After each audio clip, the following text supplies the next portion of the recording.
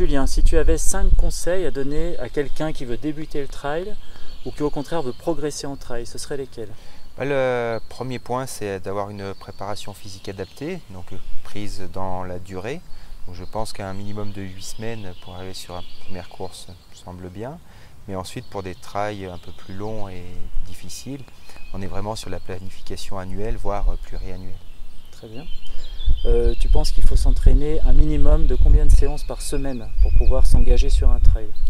Je pense que l'entraînement, à partir de 2 fois par semaine, on commence à s'entraîner. À 3, on commence à progresser.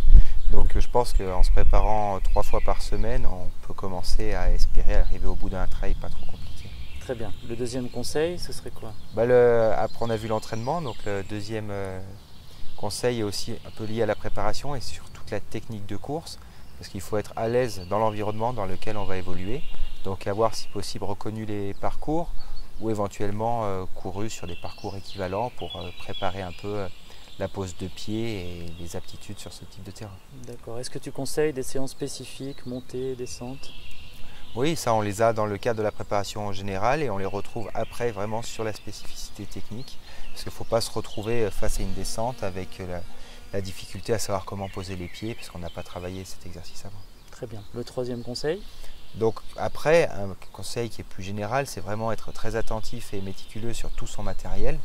Et le matériel, c'est vraiment quelque chose de très large, qui va des baskets aux lunettes.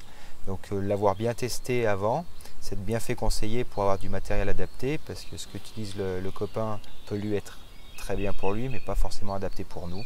Et c'est vraiment important de l'avoir bien rodé avant la course pour ne pas avoir de problèmes d'irritation et d'inconfort le jour de l'événement. Très bien. Donc avec le matériel, il y a aussi tout ce que tu dois emporter pour t'alimenter et t'hydrater.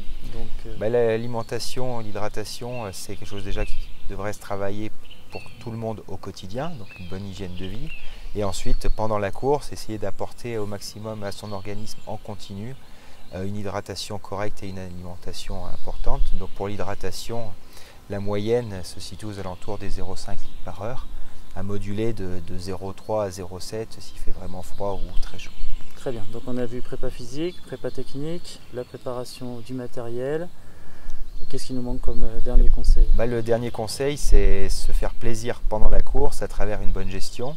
Donc pour ça, ne pas partir trop vite, partir à une allure qu'on pense pouvoir tenir, et essayer de fixer surtout l'objectif à la bonne barre pour pas être trop déçu ou aller dans le mur.